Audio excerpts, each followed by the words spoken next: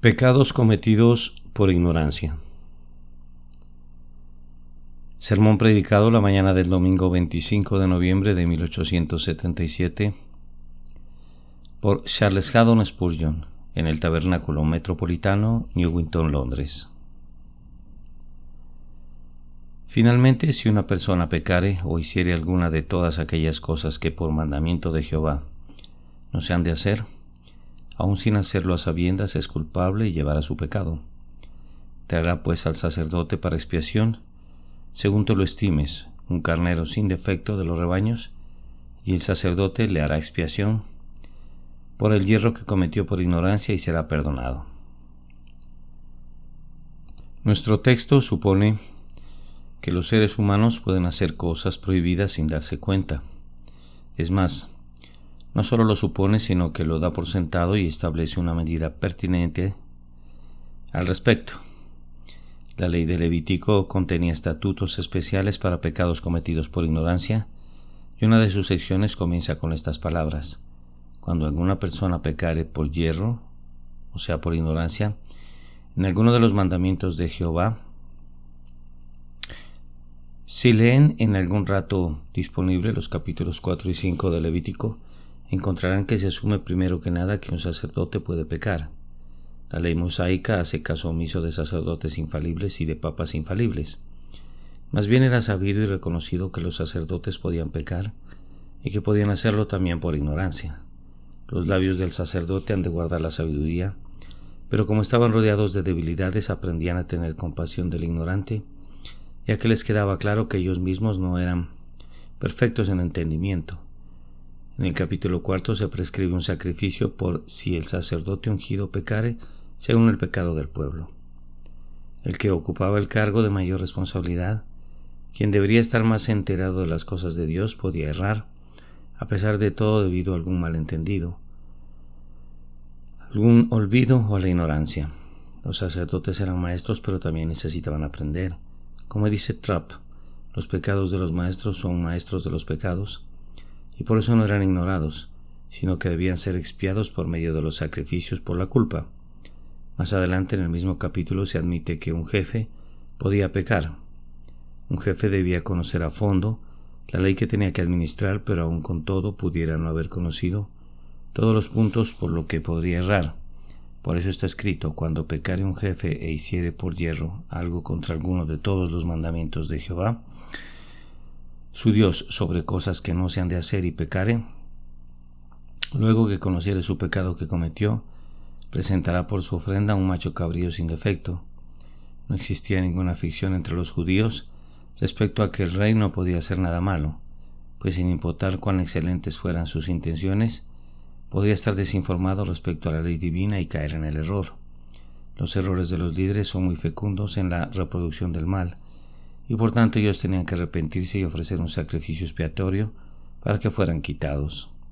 Se consideraba también que era muy probable que, de acuerdo a la ley, cualquiera podía caer en pecados de ignorancia, pues en el capítulo 4 y versículo 27 leemos: si alguna persona del pueblo pecare por yerro, haciendo algo contra alguno de los mandamientos de Jehová. El pecado aún de la persona menos relevante no debía ser tolerado ni ignorado como una mera trivialidad, aun cuando esa persona pudiera argumentar ignorancia de la ley. No debía decirse: oh, se trata de una persona muy insignificante, lo hizo por error, y por tanto no hay necesidad de darle ninguna importancia al hecho, sino que por el contrario también debía traer su sacrificio por la culpa para que el sacerdote hiciera expiación por ella.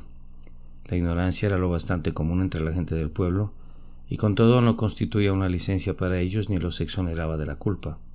Pero, queridos amigos, no necesitamos recurrir a estas referencias de la Escritura, pues estamos muy convencidos tanto por nuestra propia observación como por el veredicto de nuestra propia experiencia que los pecados cometidos por ignorancia son posibles, pues nosotros mismos hemos pecado a menudo de esa manera y hemos tenido que lamentarlo profundamente cuando nos hemos convencido de ello. Ya no haríamos de nuevo muchas cosas que nos permitíamos hacer, pues vemos su mal, aunque antes las hubiéramos juzgado lo suficientemente buenas. Una conciencia iluminada lamenta los pecados cometidos por ignorancia, cosa que nunca haría si fuesen errores inocentes. La palabra traducida como ignorancia Podría ser traducida también como inadvertencia. La inadvertencia es un tipo de ignorancia actuada. El hombre frecuentemente hace el mal debido a la irreflexión, por no considerar la importancia de su acción o por no pensar en absoluto. Anda dando traspiés descuidada y apresuradamente en la opción que se le presenta primero y yerra por no verificar que hubiere sido recta. Cada día se cometen muchos pecados de este tipo. No existe la intención de obrar el mal, pero con todo se obra el mal. La negligencia culpable genera 1000 ofensas. La irreflexión y la insensibilidad engendran el mal.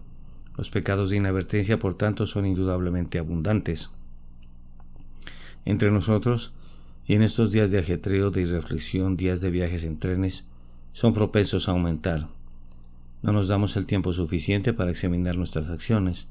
No guardamos con diligencia nuestros pasos. La vida debería ser una cuidadosa obra de arte en la que cada una de sus líneas y de sus matices debería ser fruto del estudio y del pensamiento, como las pinturas del gran maestro que solía decir: yo pinto para la eternidad. Pero la vida es emborronada a menudo como esas apresuradas producciones del paisajista en las que solo el efecto del momento es considerado, y el lienzo se convierte en un mero manchón de colores pintados a toda prisa.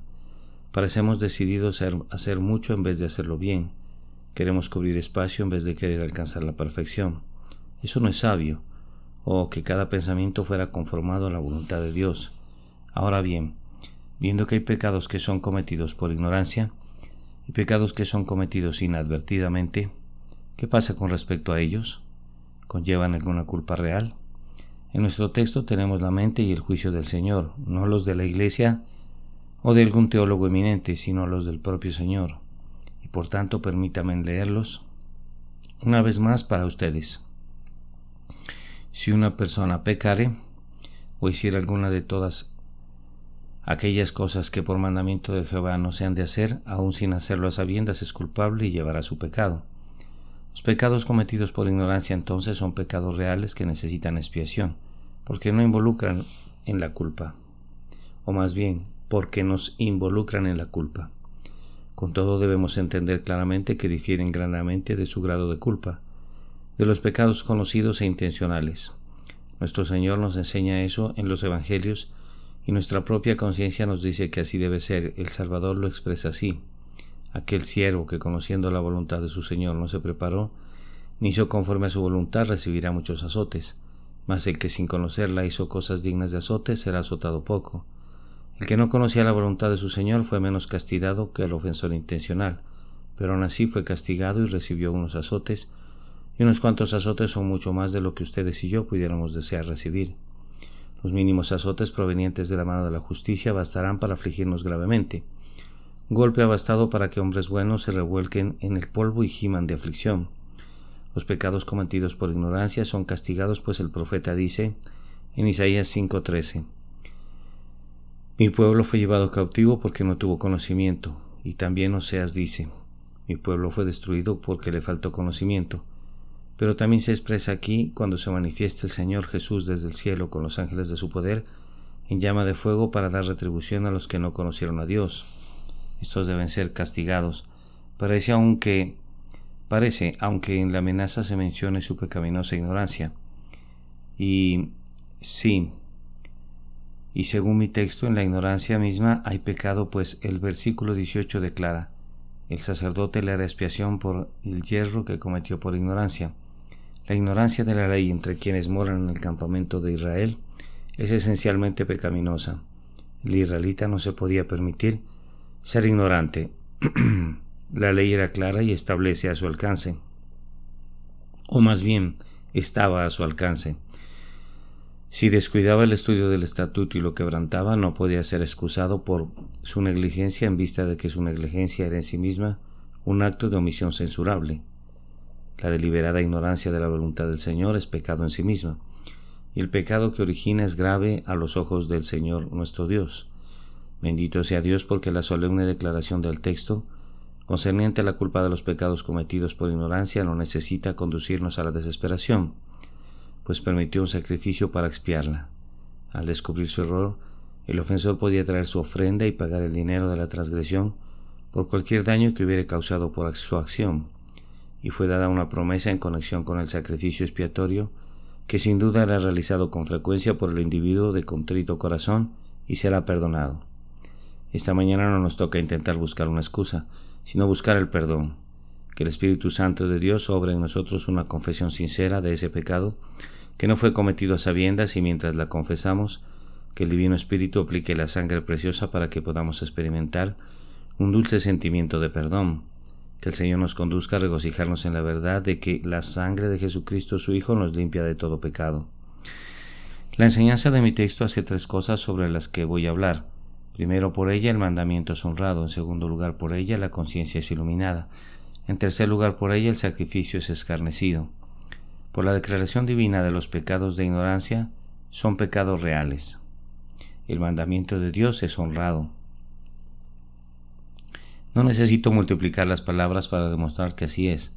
Por esta solemne sentencia, la ley es elevada a un lugar de pasmosa dignidad.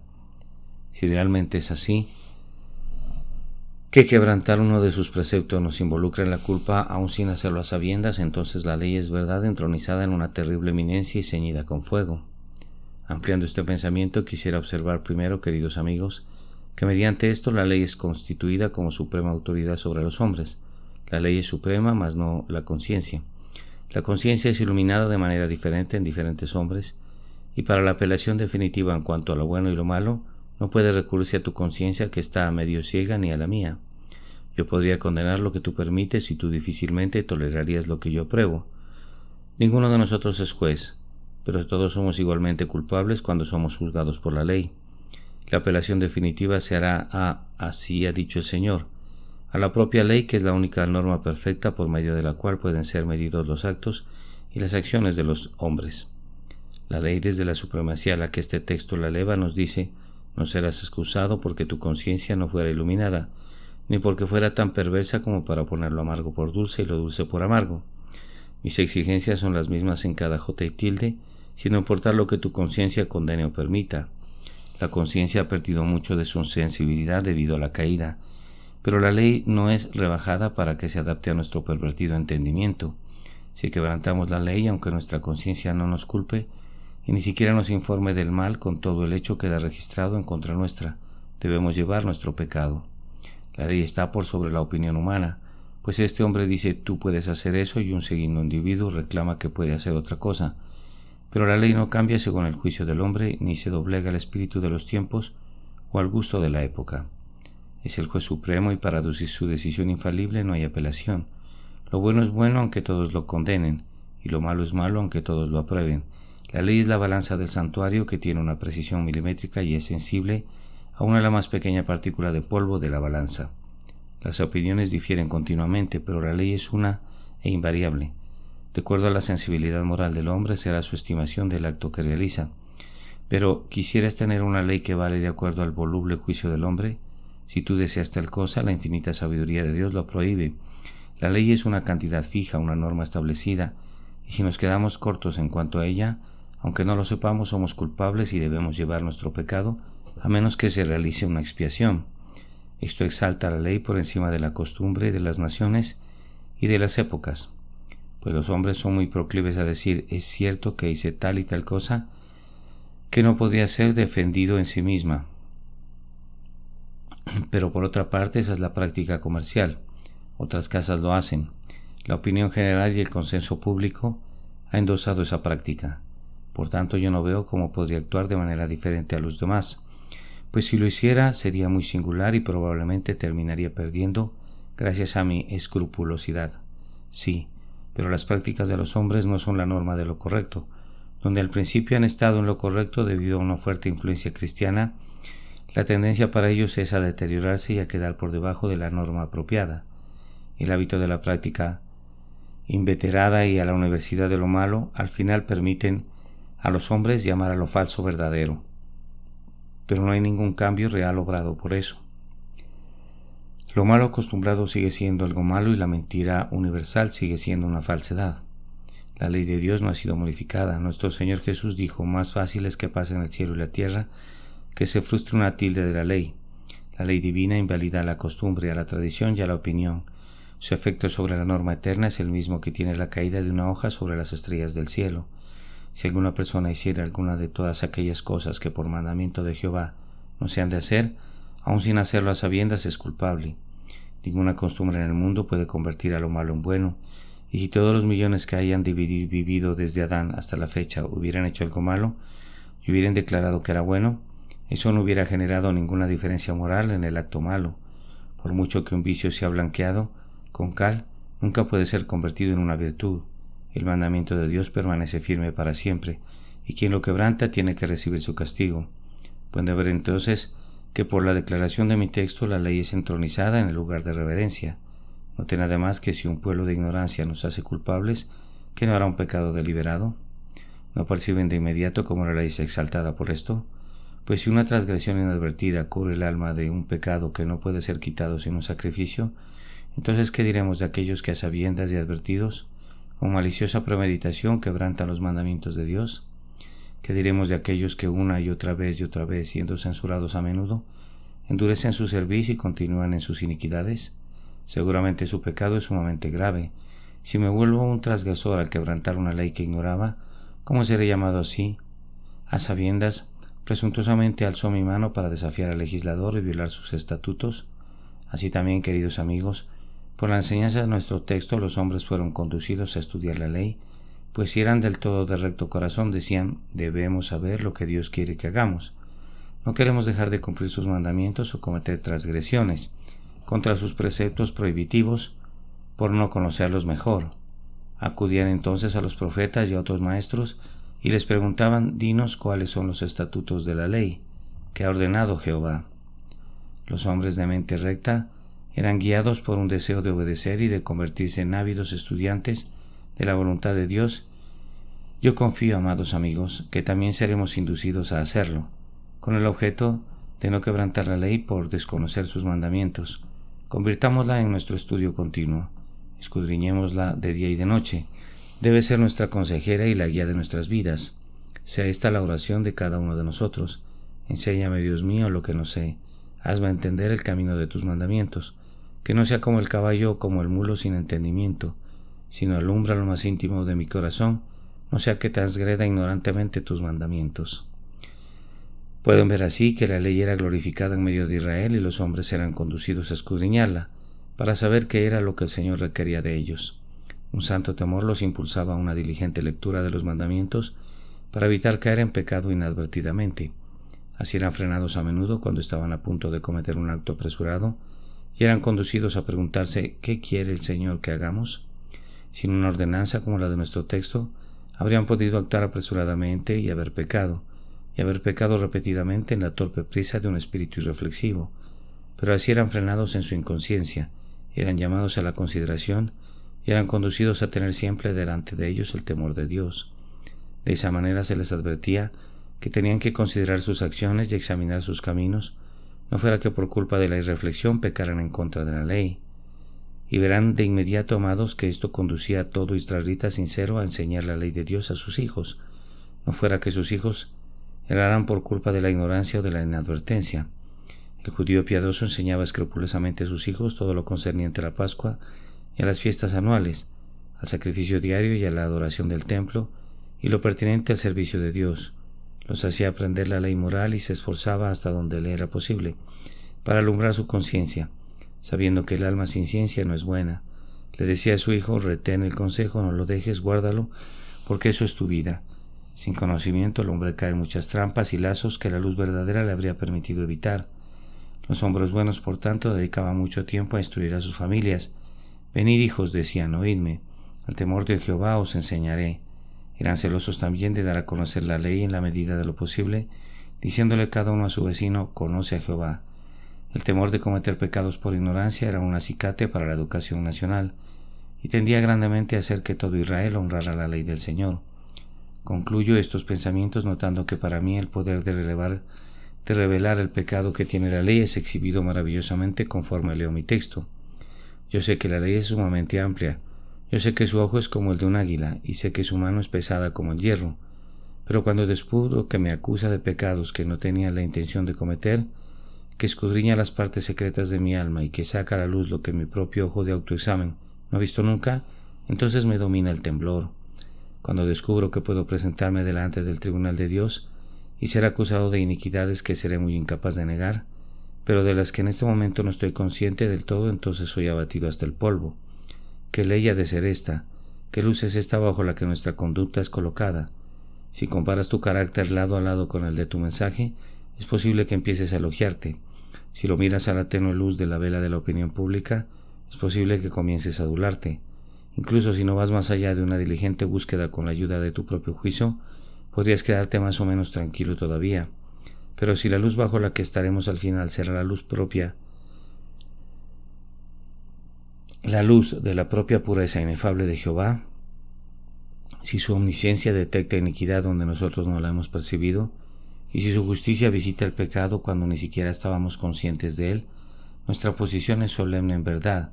¿Qué ley es esta que obliga a los hombres? ¿Cuán severa y escudriñadora?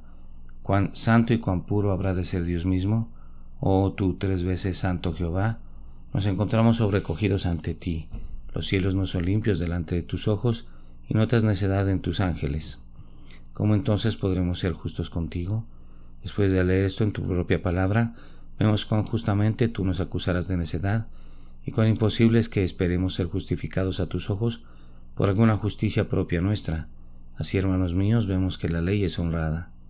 En segundo lugar, por la enseñanza del texto la conciencia es despertada. Siento como si un gran golfo se abriera a mis pies cuando leo estas palabras. Si una persona pecare o hiciera alguna de todas aquellas cosas que por mandamiento de Jehová no se han de hacer, aún sin hacerlo a sabiendas es culpable y llevará su pecado. Tú sabes, querido amigo, que eres un pecador deliberado y has quebrantado la ley de Dios conscientemente, pero si puedes ser un pecador aún sin serlo a sabiendas, como se desplaza la tierra sólida lejos de tus pies, como en un terrible terremoto y al igual que Coré, Datán y Abiram, te quedas aterrado al tiempo que el fuego consumidor sale del misterioso abismo. Nada de lo que es humano puede considerarse seguro después de esto. Piensa en los pecados que pudiste haber cometido, pecados de pensamientos que han atravesado demasiado rápidamente por tu mente para que los recuerdes, pensamientos que pasan por tu mente como meras imaginaciones, como nubes que flotan arriba en el cielo, que arrojan una sombra voladora sobre el paisaje y se disipan. Piensa en tus malos pensamientos, en tu placer al oír acerca de la inmundicia, en tus deseos, ambiciones y excusas por el mal. Todas esas cosas son iniquidades. Luego también nuestras palabras, nuestras precipitadas palabras de ira, de falsedad, de petulancia y de orgullo, nuestras palabras ociosas, nuestras palabras murmuradoras, nuestras palabras incrédulas, nuestras palabras irreverentes, palabras difícilmente intencionales, dichas casi sin pensar. ¿De qué multitud de ellas podríamos ser acusados si todas ellas están llenas de pecado? Y acciones de las que nos hemos excusado por completo, porque nunca las hemos visto a la luz de Dios, sino que nos hemos contentado con mirarlas bajo el débil rayo de la costumbre. ¿Acaso no son muchas las acciones que contienen el pecado? Cuando pienso en todas las formas del mal, me veo forzado a temer que mucho de nuestra vida pudo haber sido un continuo pecado, y que con todo tal vez nunca nos hayamos condenado o ni siquiera hayamos pensado al respecto. Recuerda ese gran mandamiento: amarás a Jehová tu Dios de todo tu corazón y de toda tu alma y con todas tus fuerzas. Cuán cortos nos hemos quedado de eso tú y yo. Mentalmente no hemos servido a Dios a la perfección, ni tampoco los afectos lo han amado con toda la intensidad posible, ni el alma con sus deseos ha ido tras él tan ávidamente como debería. Verdaderamente somos culpables, mucho más culpables de lo que podamos imaginar jamás. En cuanto al segundo mandamiento, amarás a tu prójimo como a ti mismo, ¿quién de nosotros lo ha cumplido? ¿Hemos amado a nuestros semejantes con un amor que se haya aproximado siquiera a nuestro amor por nosotros mismos? Oh Dios, entre las variadas luces de tus 10 mandamientos, todos ellos incorporados en la blanca luz de esa importantísima palabra amor, quedamos convictos y percibimos que nuestra ignorancia no nos ofrece ningún abrigo. Oímos tu voz y temblamos delante de ella a tiempo que tú dices, aun sin hacerlo a sabiendas, es culpable y llevará su pecado.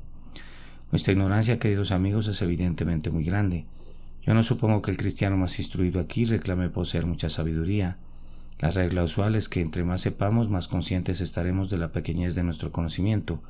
Nuestra ignorancia, por tanto, puedo dar por hecho que integralmente ha sido muy grande. Entonces, ¿qué amplitud ha habido debajo del manto de esa niebla de ignorancia para que el pecado se oculte y se multiplique?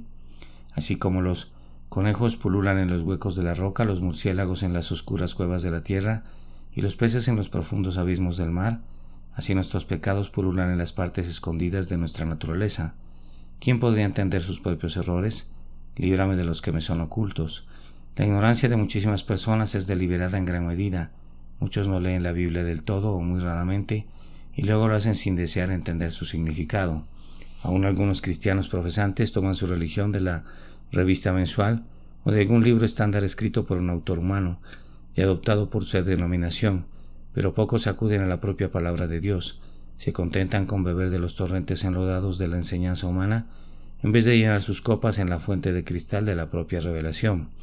Ahora, hermanos, si ustedes son ignorantes de cualquier cosa concerniente a la mente y a la voluntad de Dios, en el caso de cualquiera de ustedes no es por falta del libro, ni por falta de un guía dispuesto a instruirlos en él, pues he aquí el Espíritu Santo espera ser generoso con ustedes en este sentido. Si alguno de vosotros tiene falta de sabiduría, pídala a Dios, el cual da a todos abundantemente y sin reproche, y le será dada. Si no lo sabemos, podemos saberlo. Nuestra ignorancia ha sido deliberada si permanecemos siendo ignorantes del Evangelio en este privilegiado país, donde hay reconocidamente tal masa de ignorancia voluntaria.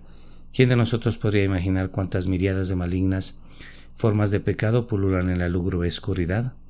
El príncipe de las tinieblas celebra su corte en la negrura de esa ignorancia que nosotros mismos hemos creado deliberadamente a rehusar venir a la luz. El enemigo siembra la semilla del mal por la noche en medio de la egipciaca oscuridad del grano maldito. El grano maldito crece hasta alcanzar una terrible madurez y producir 100 por 1. Irrumpe, oh luz eternal, irrumpe sobre la opacidad de nuestra ignorancia, no sea que se dense hasta llegar a la eterna medianoche del infierno. Ahora, sería vano que alguien pensara, como me temo que algunos lo harán, que Dios es duro al tratar así con nosotros. Si dices eso, oh hombre, te pido que recuerdes la respuesta de Dios. Cristo pone tu rebelde pronunciamiento en la boca del infiel que oculta su talento. Dijo: tuve miedo de ti por cuanto eres hombre severo, que tomas lo que no pusiste y ciegas lo que no sembraste. ¿Qué respondió su Señor? En lugar de excusarse, que está muy por debajo de la dignidad del grandioso Dios, aceptó la propia confesión del hombre y le dijo: ¿sabías que yo era hombre severo, que tomo lo que no puse y que ciego lo que no sembré? ¿Por qué pues no pusiste mi dinero en el banco, para que al volver yo lo hubiera recibido con los intereses? Si sabes que Dios es duro, o dices que lo crees, entonces recuerda cuán denodado debería ser para alcanzar su forma, pues prescindiendo de cómo la llames es la norma. Considérala severa si quieres, pero es obligatoria para ti a pesar de todo, y por ella habrás de ser juzgado al final, de tal manera que no hay escape para ninguno de nosotros por inculpar a nuestro Hacedor. Es mucho más sabio someterse y ansiar la misericordia. Para que nuestra doctrina parezca menos extraña, recordemos que de acuerdo a la analogía de la naturaleza, cuando las leyes de Dios son quebrantadas, la ignorancia de esas leyes no previene el castigo que recae sobre los ofensores. La ley natural es un tipo instructivo de la ley moral y espiritual, y de ella podemos recoger mucha enseñanza. Tenemos, por ejemplo, la ley de la gravitación, por la cual los objetos son atraídos entre sí. Es inevitable que los objetos pesados caigan a la tierra. Un hombre piensa que puede volar, se pone alas y sube a una torre y está plenamente persuadido de que está a punto de remontarse como un pájaro. Los espectadores son invitados a contemplar esa maravilla que despierta grandes expectativas. La ley de la gravitación está en contra del inventor, pero él no lo piensa así. El pobre hombre cree firmemente en su propio vuelo, pero en el momento en que salta de la torre cae a tierra y solo se recobra su cuerpo destrozado. ¿Por qué Dios no suspendió su ley ya que el hombre no la violó intencionalmente? No, la ley es rígida y no cambia, y quien ofende en ignorancia paga el castigo. He leído que los chinos en Pekín sufren con frecuencia severos inviernos. Tienen el carbón en el subsuelo, pero rehúsan extraerlo por temor a desestabilizar el equilibrio de la tierra y a provocar que el celeste imperio que está ahora en la parte superior del universo se invierta y quede en la parte inferior. Los chinos están plenamente conscientes de esta creencia, pero ¿se altera el clima para adaptarse a su filosofía? ¿Los calienta Dios sin carbón en invierno? De ninguna manera. Si rechazan los instrumentos para calentarse, tienen que sentir frío. Su ignorancia no eleva la temperatura ni siquiera a medio grado. Un médico con el mejor propósito posible se esfuerza por descubrir una nueva medicina para poder aliviar el dolor. Al hacer sus experimentos inhala un gas letal, desconociendo que era fatal. Muere tan inevitablemente como si hubiera tomado algún veneno deliberadamente.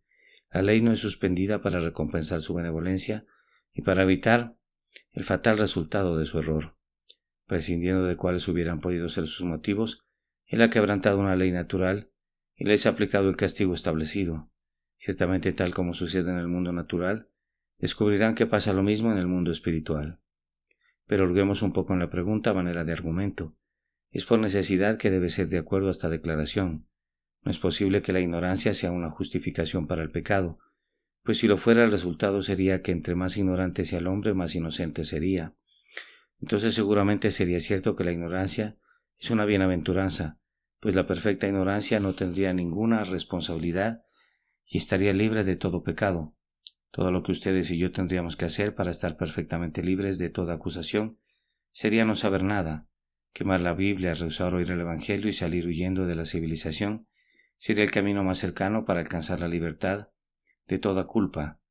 ¿No ves que si las cosas fueran así, el conocimiento podría ser considerado como una maldición y que la luz que Cristo trajo al mundo sería la más solemne aflicción del hombre si brillara sobre él? Yo protesto que en mi estado no regenerado, si hubiera estado seguro de que la ignorancia me habría librado de la responsabilidad, habría cerrado toda la avenida del conocimiento y habría trabajado arduamente para permanecer en la oscuridad. Pero no puede admitirse una tal suposición. Es inconsistente con los principios básicos del sentido común. Sí, además la culpa de una acción dependería enteramente del conocimiento. Si esta acción dependiera enteramente del conocimiento del hombre, no tendríamos en absoluto ninguna norma fija mediante la cual juzgar lo bueno y lo malo. Sería una variable de acuerdo a la iluminación de cada individuo y no habría ninguna corte de apelación definitiva e infalible. Suponga que el código de leyes de nuestro propio país fuera construido sobre el principio de que sólo en proporción a que el hombre conozca la ley, será culpable de quebrantarla. Entonces un gran número de personas argumentaría verazmente ignorancia y una mayor cantidad se esforzaría por hacerlo, y un método tan sencillo y tan fácil para obtener la solución se volvería muy popular de inmediato. El arte de olvidar sería estudiado diligentemente y la ignorancia se convertiría en una herencia envidiable. Habría caballeros que serían presentados por estar borrachos y alterar el orden habiendo ya pagado la multa una veintena de veces, que todavía dirían que no sabían que no podían ser castigados de nuevo, puesto que ya habían pagado la multa con mucha frecuencia. Se argumentaría la ignorancia tan continuamente que prácticamente se opondría fin a toda la ley, y los propios cimientos del Estado se verían socavados. Eso no podría ser tolerado, es absurdo a primera vista.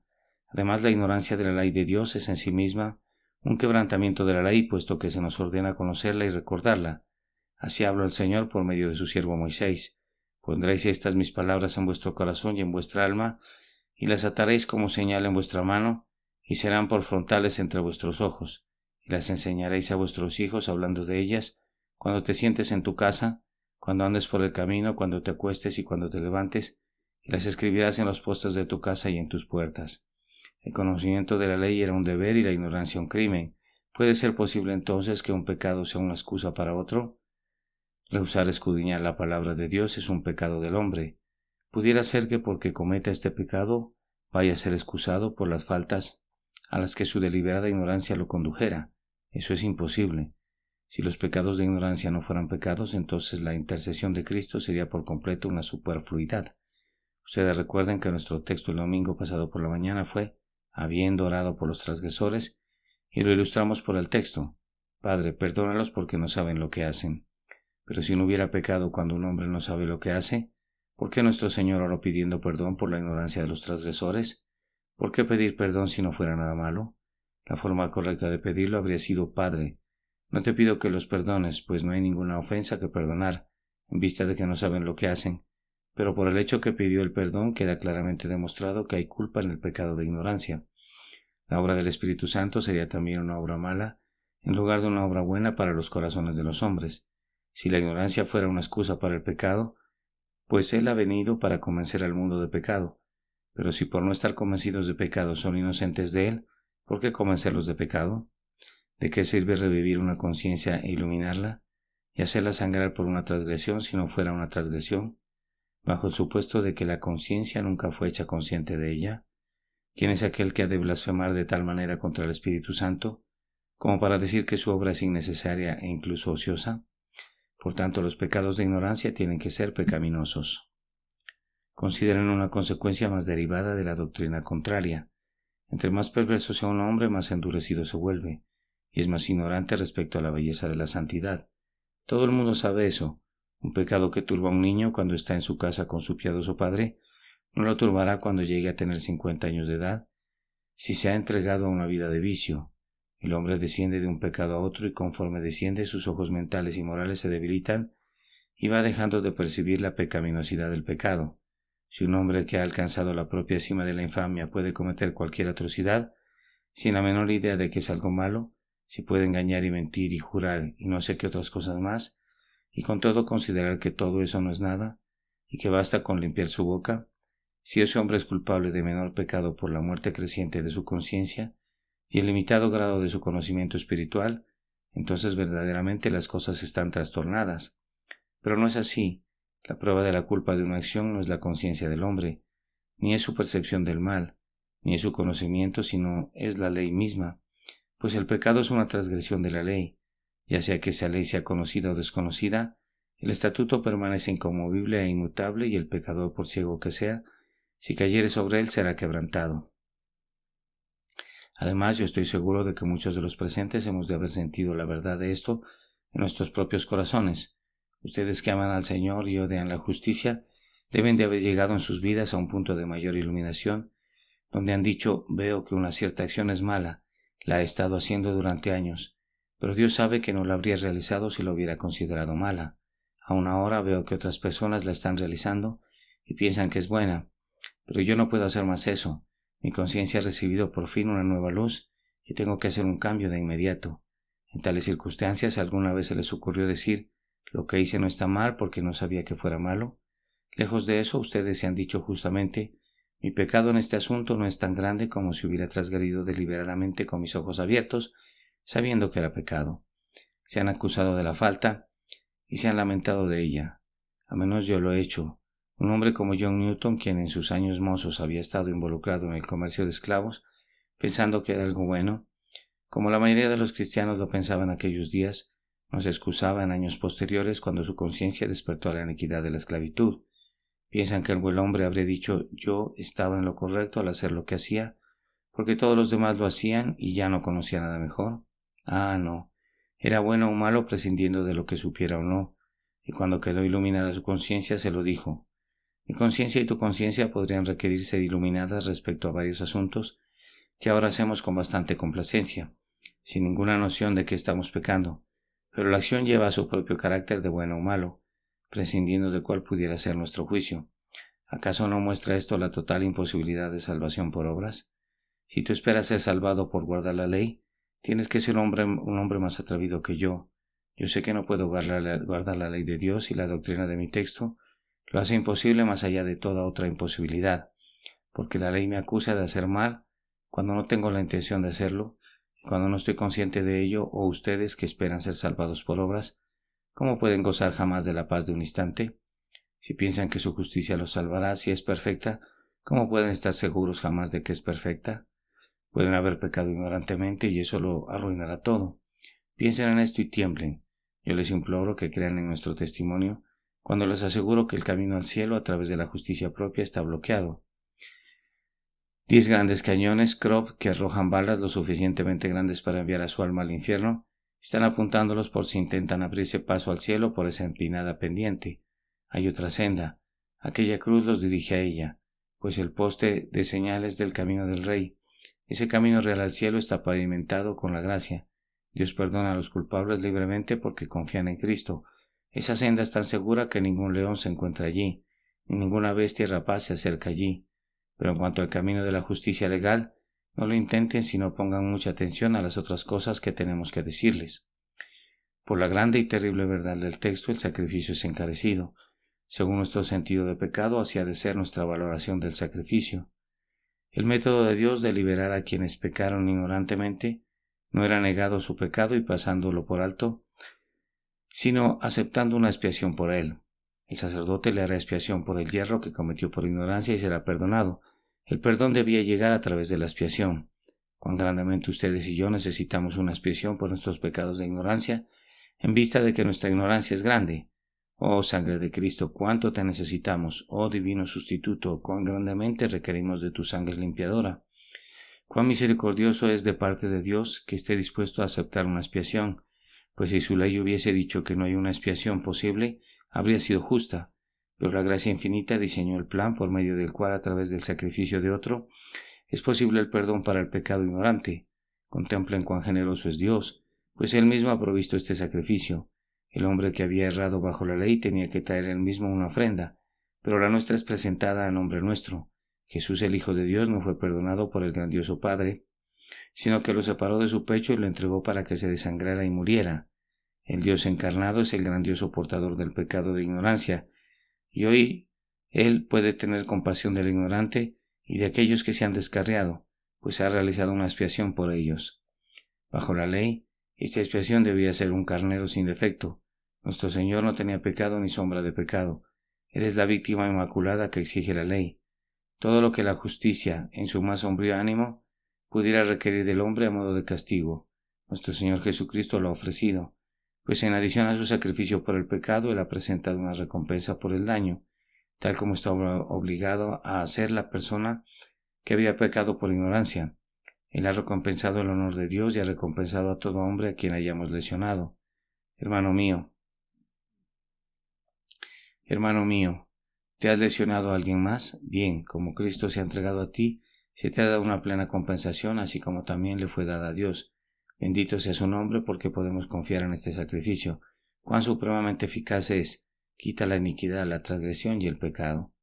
Mis queridos oyentes, ustedes están obligados a confesar sus pecados a Dios, pero si les fuera ofrecido el perdón a condición de que mencionen cada pecado que han cometido, ninguno de ustedes sería salvo jamás. No las conocemos, y si alguna vez las conociéramos no podríamos recordar todas nuestras fallas y todas nuestras transgresiones, pero la misericordia consiste en que aunque nosotros no las conozcamos, Él sí las conoce y puede borrarlas. Aunque no podamos llorar por ellas con un claro conocimiento de ellas, porque son desconocidas para nosotros, Jesús se desangró por ellas, con un claro conocimiento de todas ellas, y todas son quitadas por sus sufrimientos desconocidos. Todas ellas son arrojadas a las profundidades donde el ojo de un ángel no podría rastrearlas nunca. Por sus inmensas e inescrutables agonías soportadas a favor nuestro, y por sus méritos infinitos como su naturaleza divina, nuestro Redentor ha quitado esa densa oscuridad e iniquidad que éramos incapaces de captar. Oh pecador creyente, ¿no conoces la deuda de tu gloriosa fianza, que tu gloriosa fianza ha asumido y ha pagado por ti? Bendiciones en su nombre. Confíen en Él y prosigan su camino con regocijo. Amén. Porción de la Escritura leída antes del sermón. Salmo 51. Pecados cometidos por ignorancia. Sermón predicado la mañana del domingo 25 de noviembre de 1877 por Charles Haddon Spurgeon en el Tabernáculo Metropolitano, Newington, Londres. Finalmente, si una persona pecara o hiciera alguna de todas aquellas cosas que por mandamiento de Jehová no se han de hacer, aun sin hacerlo a sabiendas es culpable y llevará su pecado. Traerá pues al sacerdote para expiación, según tú lo estimes, un carnero sin defecto de los rebaños, y el sacerdote le hará expiación por el yerro que cometió por ignorancia y será perdonado. Levítico 5, 17, 18.